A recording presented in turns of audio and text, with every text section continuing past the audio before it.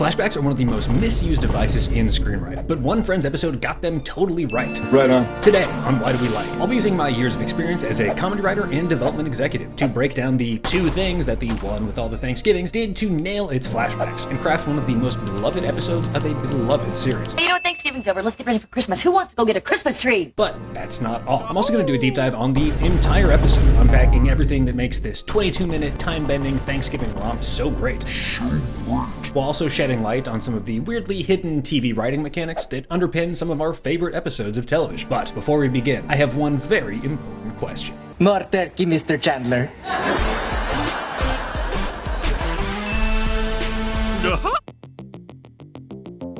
First airing on November 19th, 1998, The One with All the Thanksgivings is the 5th episode of the 8th season of Friends, by this time already a pop cultural juggernaut.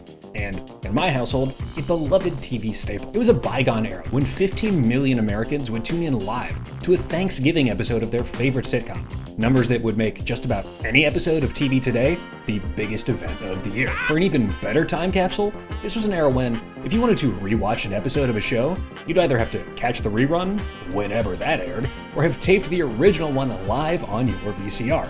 My family did this religiously, and actually after a few years we had this hack job collection of tapes with scribbled Sharpie on them trying to indicate which episodes were which, all of which sound so ancient at this point that it might as well be written on stone tablets. I'm old. But times have changed, and now, a quarter of a century later, almost to the day, each and every episode is available at the touch of the button, a mere whim away. No, I'm not resentful, but what I do balk at is the common strain of online memeing that Friends, this behemoth comedy, was not funny. To which I have nothing to say, but Oh my God. in fact, the 90s were a golden age of multicam sitcoms, with shows like Friends, Seinfeld, and Frasier dominating not just airtime, but mindshare, becoming part of the cultural framework of the era and establishing traditions and tropes that endure to this day. So, on some level, it's no surprise that newcomers to these shows, read haters, don't see how innovative and groundbreaking these hilarious shows were. Those who came up after them grew up on media that was influenced by these shows that built on the formula that they pioneered, so that, in hindsight, even these groundbreaking comedies can seem stale. This is a well-known phenomenon and is actually given the TV tropes appellation of the Seinfeld isn't funny phenomenon. Not that there's anything wrong with that. So in case you needed any further evidence or prompting, these shows rule. And episodes like The One with All the Thanksgivings, often also referred to as The One with the Thanksgiving Flashbacks for obvious reasons, show exactly why. Not only is the writing just incredible, with great jokes and comedy beats throughout, but the characters are sharp as a tack, well honed at this point in the series run, and fully embodied by their actors. But above all, this episode stands out as an example of how to do flashbacks right. Why? Flashbacks are high on the do not fly list of screenwriting maneuvers, right next to voiceover, but still below starting your script with an alarm clock going off. Don't do that. Right to jail, right away. But the reason these moves are verboten is not because they're inherently bad, but because they're almost always misused as storytelling crutches instead of compelling dramatic moments. Why? Because almost universally, the most interesting drama is present tense. It's what's happening right now, in this moment, to the characters we're seeing on screen. But keeping things in the present tense, while dramatically robust, is also very limited. By definition, it's hard, which is why using devices like VO and Flashback to expand on the present moment is so appealing. Maybe your character has something crucial on their mind, and you need the audience to know exactly what. Why not spice things up with some VO giving us direct insight, like in a novel? But this isn't a novel. There are inherent differences between the media, with the ability to get characters' thoughts across directly being one of them. It's why articulating your character's thoughts to the audience is one of the key difficulties of screenwriting. It's why we have the famous maxim of show, don't tell, because screen time just moves faster than normal time, and being told what our characters are thinking and feeling instead of experiencing it through their actions is just less interesting. Boring. Flashbacks have similar difficulties. They pull us out of the narrative flow of the moment and throw us into an entirely different time and place. At worst, they have no real effect on what's happening in the present moment and don't add relevant new info to what we know about characters and plot, the show's existing mythology. Put all that together and you've got something that's simply just pretty difficult to do. But the writers on Friends weren't hacks, they were professional craftsmen. Sitcom writers at the top of their game in an era when sitcoms themselves were at the top of their game. That's 2 games to be on top of. Good for them. And because of all that, there's a lot to admire and learn from the way that they nail the flashbacks in this episode, which is exactly why we're here today. What's up everybody, Future Grant here, flashing forward to remind you, if you're liking this content at all, to subscribe, like, comment, share, all that good stuff. I think 98% of my current viewers right now are not subscribers, and the people who do stick around are really seeming to like what they see. So if that goes for you as well, please hit all those buttons, you're doing me a huge favor, and we've got a lot of great stuff coming for you to enjoy. Thanks, and time to flashback. The one with all the Thanksgivings avoids all these pitfalls and adheres to two primary rules. 1. It uses its two primary flashbacks to affect the present moment, changing the dramatic circumstances between Monica and Chandler after every one, and 2. Playing on what we know about the characters and their mythologies. Almost every moment here is maximized to reap comedy or characterization by showing us things that would be otherwise impossible to see in the present day, like pre-nose job Rachel, or fat Monica and the offhand comment that led to her entire career as a chef. And most importantly, but least helpfully, these flashbacks work here simply because they're entertaining, and harmlessly so. If you can tell a story with a beginning, middle, and end, and make it funny as hell, you can pretty much make anything work in between the beginning and the end. As always in creative endeavors, being incredible is the cure to pretty much any potential shortcoming. Okay, maybe not always. I said in creative endeavors. God damn it. And of course, it would be impossible to record this episode without acknowledging the recent and totally brutal, tragic passing of Matthew Perry. He was one of the all-time lights in the comedy community. I took so much of my love for comedy from him, from my comic sensibility from him. When I was a kid, I looked at the Six Friends and I'm like, oh, I'm the Chandler. So, without belaboring it too much, suffice it to say, I couldn't be any more grateful for his contributions to the world. As a whole, this episode was conceived by the writers when talking about short stories of the worst Thanksgivings ever. After they zeroed in on that initial premise, there were some early concerns about it feeling like a clip show.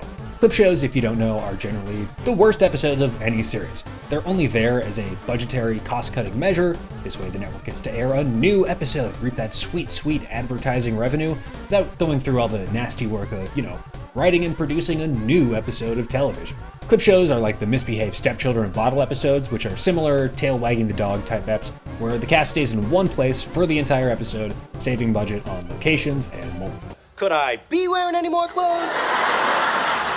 But this was no clip show. The writer-producers figured, correctly, that by distancing the episode so far back, both figuratively and temporally, that they would be able to remove any possible clip show stank from it. And what they did along the way was craft an unexpected masterclass in the flashback. How?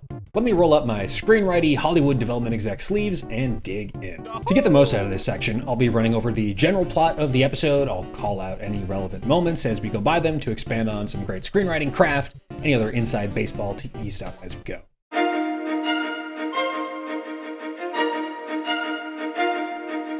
At a glance, this episode is the story of the friends sharing their worst Thanksgiving tales, indulging us in a series of flashbacks, only for a dark new secret to come to light.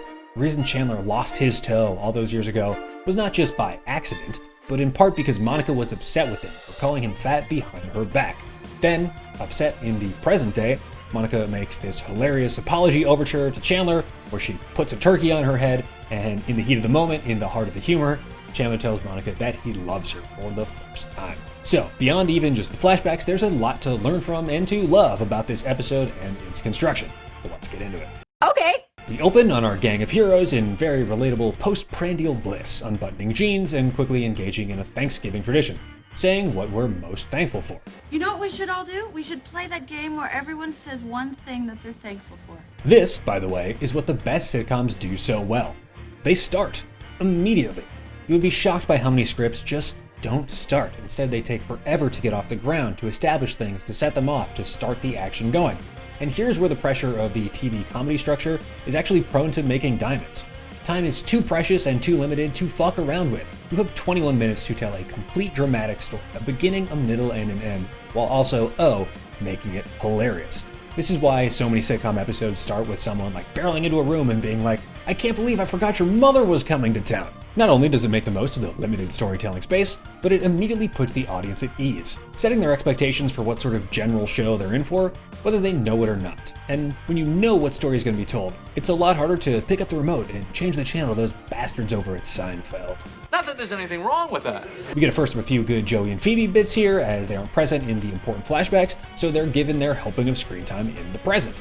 Joey very cheesily states he's thankful for a fall breeze, because it blew some chick's skirt up. We throw the credits and come back to find Joey still riffing on the same moment. A great way of making a joke using the format, showing us how much he's rambled on by the fact that he's still going, even after we basically left the universe and came back for credits and commercials. Are you aware that you're still talking? It's a small thing, but it's a great little comic set piece to get us started. It's classic misdirection, it's classic Joey, and his classic comic structure. Things pretty quickly escalate from just Thanksgiving thankfuls to worst Thanksgivings. I don't know what to pick. Am I more thankful for my divorce or my eviction? Wow, see, and I didn't think you'd be able to come up with anything. This is another nice little screenwriting move here. We had to introduce a plot thread immediately, so the writers hit us with something well known, something easy to digest, the most thankful for game. Dramatically, there's really not a lot to mine there, because looking at things on the positive side is boring. So once the episode begins, we flip that idea on its head and go after the worst Thanksgivings instead. This is great because, unlike the positive stuff, drama thrives on conflict, so you get a lot more of that in a worst of framework than a best of. There's also an inherent gamesmanship to it. People will naturally try to top each other in this sort of pity party Olympics. No. I am the king of bad Thanksgivings. Can't just swoop in here with your bad marriage and take that away from me. So this reframe has a natural heightening built into it. It's a great device for building the drama and having the audience stick around to see where things go to from here. Chandler gets the first flashback, which is relatively weak as things go. I'll break it all down later, but in a nutshell, there's no relevant new information here. This is essentially just a long-winded setup for a joke. More turkey, Mr. Chandler. But that's also kind of the point. Phoebe even calls him out for it. And she knows she can top it. Did the little rich boy have a problem with the butler? Yes, mine's worse. Her worst Thanksgiving was on the battlefield as a Civil War medic. More bandages! More bandages! This is a great, unexpected little joke that is perfectly in character for Phoebe. She would believe in past lives and would not hesitate to use those past lives to try and win this little game. This also gets called back to later in a great fun little way. Joey uses all of this as a way into our first real flashback, and though this is a funny scene and a setup for the final act with Monica inside the turkey, this is, again, strictly speaking, a pretty weak flashback. Plus, well, it smells really bad in here. The important thing here is really just to establish that, in this world, people be putting turkeys on their heads. Oh my god! Oh my god! We're about to enter the important flashbacks now, and after some pushback from Monica, who doesn't want to relive the experience, smartly priming us for some more dramatic intrigue, Look, of all people, you do not want me to tell this story. we dissolve into the past. This first big flashback tells the story of the early days of Ross's unrequited love for Rachel and Chandler's overheard comment that leads to the end of Fat Monica. This flashback starts strong and gets stronger, Happy Thanksgiving! Not for me. immediately doing something new with the flashback, showing us things about our character that in the present day we could only be told. Here, that's Fat Monica and pre-nose job Rachel. This is not Fat Monica's first appearance, but it is always a crowd pleaser despite not aging so well, and pre-nose job Rachel is a new one, something we were aware of but hadn't actually seen before. There's also, behind it all, this sort of metatextual joke that the show, for fun, is uglying up these two actresses who are obviously astoundingly beautiful in real life. Believe me. We also get to see some dynamics play out in real time that similarly we could only have been told, namely the early days of Ross's lifelong lust for Rachel, which leads to a lot of great comedy beats. Does it feel weird around here now? You know, since I've been away at college? Oh, no, not really. The other great thing it does is build on what we know on the mythology of the show, like this incredible moment when Chandler tells Monica that her food was so good she could be a chef, and she just instantly gives this massively sweaty, okay. Oh, yeah, it was great. You should be a chef. Okay. Which totally recontextualizes our knowledge of modern chef Monica in a hilarious way. Her origin story is actually just an offhand comment taken way too seriously. Okay. The final beat of this section is poor Monica overhearing Chandler's snide comments about her and her weight, which sees her running off crying. I just don't want to be stuck here all night with your fat sister. Hey, From here, we return to the present day and, drumroll please, see consequences. I called you fat? I don't even remember that. Well, I do. That's one reason why these flashbacks are so great. They give us new information in funny ways that inform the dramatic circumstances of the present. Here, Monica is upset, reasonably so, at such a painful moment being resurfaced, and Chandler is also upset that he hurt someone he now loves so much and he didn't know it until now. Then, Rachel comes in with a twist. This horrible event actually wasn't the worst Thanksgiving, the one that she had in mind. Actually, that's not the Thanksgiving I was talking about. There's another? And it's worse than that? This is very cool. This primes our excitement, and it gets us into the second flashback. Back in time once again, immediately we see post-nose job Rachel. This is a great little A-B moment to show the change that has occurred since the events of the last flashback. Wow, love your new nose. We waste no time in showing the difference of before and after. Chandler and Ross arrive, now dressed in their Miami Vice best. Another great visual and character joke, that same A-B thing going on. Yeah, we were just talking about that. Can't believe how stupid we used to look. Lastly, the big reveal. Monica got into incredible shape. Only we know it's not for the healthiest of reasons, and we have to imagine that her revenge doesn't just end at revenge body. Hi, Chandler. Oh my God. There's going to be more to come here. There's also a great mythology-building joke as Ross mentions his new girlfriend Carol for the first time. She's on the lacrosse and the golf team. She plays for both teams. The inside joke, of course, is that the woman we know is in the closet, is on two traditionally masculine teams, and then plays for both teams, which, despite its general queer unawareness and uncoolness, Carol only ever identifies as lesbian and not bi, as far as I know, which is the only thing that really make the two teams joke work, is a really great piece of joke writing, if nothing else. She's on the lacrosse team and the golf team. Can you believe it? She plays for both teams. We finally get to the meat of this flashback when Monica tries to seduce Chandler in order to get him naked and humiliate him, paying him back. She tries, but the results are disastrous. She tries to apply Rachel's advice about making everything sexy. I love macaroni and cheese. But that is very Rachel-specific advice and definitely not something that the still timid Monica could pull off. Okay. As she holds all these objects to her body, she ends up dropping the knife she was using for seduction, and in a hilariously dramatic moment, cuts off one of Chandler's poor little toesies.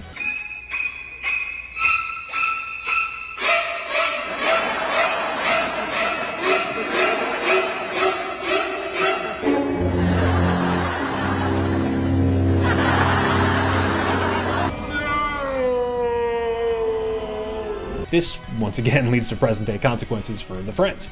Chandler obviously knows that he lost his toe, duh, but now he's heartbroken to learn that it was, on some level, an act of revenge from the woman that he now loves. Crushed, he leaves, asking for some space. Yeah, just leave me alone for a little while. But to bring the episode home, Monica has this great callback, the turkey. She puts it on her head and appears at Chandler's door, and immediately starts to dance as she apologizes. And Chandler can't help but blurt out, "Oh my God, I love you."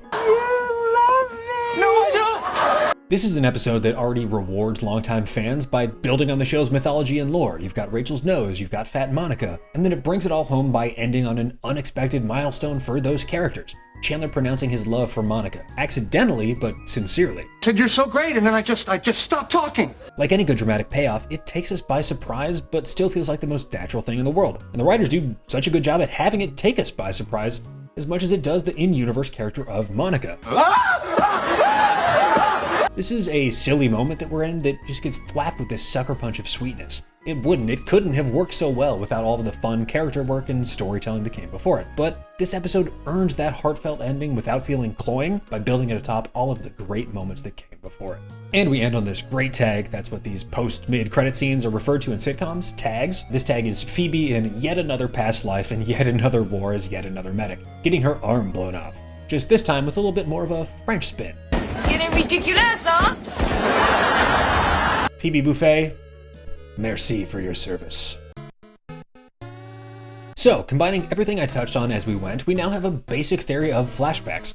Good flashbacks change the present, and good flashbacks expand on what we already know. How do each of this episode's flashbacks fare when put up against this two-part test? This first flashback, the more turkey Mr. Chandler one, fails. It does not change the present. This is just another sad Chandler story. It doesn't meaningfully expand on what we know either, because it's just another sad Chandler story. But it's reasonably funny and it's quite short, so it can get away with a lot. Funny and fast will buy you a lot of leeway. It also serves as a benchmark, we'll come to learn, of what these stories are not supposed to be. So despite not being a rich tapestry of drama, it has a purpose and it serves it quickly. Not exactly War and Peace, but it pieces out fast. Right. The Phoebe flashback is less of a flashback and more of just like a cutaway gag. It's basically a 3-panel comic working more on the misdirection and the turn than anything else. It just sets our expectation that it will be a real flashback, twists it when we see that this is far from that, and then heightens it with a great visual joke. Phoebe's arm falling off and then us getting out of there. Oh no. The 2-part test doesn't even really apply here, as this isn't trying to tell a story. The closest it comes to affecting the present is setting up a great joke. Man, it must be so cool remembering stuff like that. I don't have any past life memories. Of course you don't, sweetie. You're brand new. And the closest it comes to expanding on what we know is building out even more of the Phoebe mythology. Of course she would believe in past lives. This second small flashback is probably the weakest in the episode, despite elevating its presence with some good laughs. This one does not change the present in any way. This one does not expand on what we know at all in a meaningful way. We will come to learn that there's more storytelling value here, as this sets up the idea of people putting turkeys on their heads in this world, which, LOL, but that's really all there is to it. Yet in the end, it's short enough and funny enough that its inclusion doesn't sting. It's not a stellar example of flashbackery, but as it is here, it has a workmanlike efficacy. Now we're at the first big flashback. This one starts strong. It starts on a great laugh that builds on what we already know. This is the return of Fat Monica, a beloved rendering of the character that, again, didn't age that well, but you can hear from the audience. People love this. It's a crowd pleaser. And in terms of expanding on what we know about the characters, this is a clear setup for that. Part of the delight of seeing past Monica is that we know what she's like now, so seeing how entirely different she was in the past is just great fun. It's a character arc in reverse. By learning what she was like originally, and knowing her well as she is in the present, we see how much her character has grown, which makes her feel more fully realized and robust as a character. Same thing with pre-nose job Rachel. It's a funny visual that's a clear cue we're seeing before Rachel, and getting the joy of experiencing her version of that character arc in reverse. Again, the same devices at work here once we meet with Chandler and Ross. We see their hilarious flock of seagulls era style, and in terms of building on what we know, this is fun because we see Chandler meeting Monica for the first time, the now couple in their great little origin story. Similarly, it's fun to see what hasn't changed. No matter how far back we go, Ross was love-struck with Rachel. I'm gonna start dating men. I'm sorry, Judy. I couldn't find that bowl you and Jack were looking for. Also, I've now hit it a few times, but just using an offhand joke to inform Monica's choice of career as chef is a great example of this building on what we know moment. Damn it! Of course, Rachel and all her young love moments with the notorious Chip are great flavor for the relationship that served as her origin story in the pilot episode, too. I cannot believe Chip dumped me for that slut, Nancy Branson. I am never going out with him again, you know. I don't care how much he begs. I think his begging days are over now that he's going out with Nancy Branson. And the last moment of the flashback passes our test with flying colors. Chandler's comment, overheard by Monica, drastically informs the present. I just don't want to be stuck here all night with your fat sister. Hey. The following scene is the direct aftermath of it. Monica, understandably upset after an old and painful wound being reopened. Now in the second big flashback, immediately there's a lot of similar stuff at work here. We've jumped in time, so we have another opportunity for this reverse engineer character arc thing. Rachel's got her nose job, so we have that fun A-B comparison to the previous flashback, and in case you somehow missed the visual, it's called out directly with a joke from Mr. Geller. What? Dr. Wilson's an artist. He removed my mole cluster. Want to see? The same device is at work when we meet Chandler and Ross again, now with their Miami Vice finest, a fun tentpole in our awareness of their timeline. And then the big reveal. Thin Monica. I mean, smoke show Monica. The revenge body is out in force. And in terms of informing what we know, we get to see and not be told the direct result of Chandler's shitty comment. There's another great joke in terms of building on what we know here with Carol. It's really smart comedy writing that works on a few levels. We obviously know Carol is a lesbian, so her presence on two masculine teams is a riff on that. But then the double entendre of she plays for both teams really lands it, packing a lot of comedy work into just 2 sentences. Really sharp joke writing that is packed in a very queer, unaware package. As we do when we look at anything old, we have to acknowledge that these things are the product of their times, and Friends, for all its pitfalls when it came to the queer community, was a fairly sympathetic portrayal of a lesbian character, especially for a show that came out in the 90s. Not that we should give it the gold star of gold stars here, but I think it's important to place things in their correct historical context. The remaining minutes aren't doing flashback-specific work from a writing perspective, but they're making good drama for the comedy to hang off of. Another merit for this flashback is that it tells a complete story with a beginning, middle, and end, while still doing the other two big things we discussed. This section is setting up an expectation that the audience will want to be delivered on, that Monica is going to seduce Chandler to try to humiliate him. She ends up going psycho on poor Chandler's favorite little piggy, which ends the flashback by once again delivering on good flashback criteria, affecting the present. We exit the flashback with Chandler having learned new information that is understandably upsetting. He essentially lost his toe to the woman he now loves, out of spite. And as we've covered, this beat leaves Chandler at an emotional low, one that Monica tries to bring him out of, resulting in them dropping the L word for the very first time. You are so great. I love you.